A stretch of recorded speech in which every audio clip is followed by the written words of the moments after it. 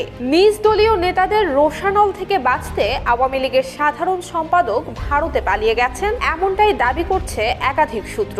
দেশে লুকিয়ে থাকার সূত্র ধরে এরই মধ্যে চট্টগ্রামের হালি শহরে ওবায়দুল কাদেরের স্ত্রী ইশরাতুন্নেসার বড় ভাই নুরুল হুদার বাসায় অভিযান চালিয়েছে পুলিশ। প্রয়োজনে ফখরুল সাহেবের বাসায় গিয়ে উঠবো।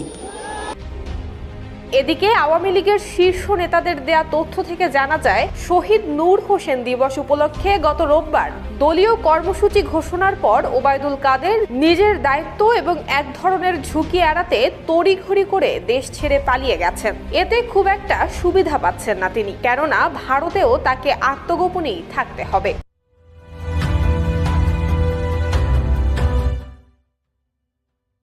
দেশে আগে থেকে আত্মগোপনে থাকা আওয়ামী লীগের নেতাদের রোষানল থেকে বাঁচতে সাবেক সড়ক পরিবহন এবং সেতুমন্ত্রী ওবায়দুল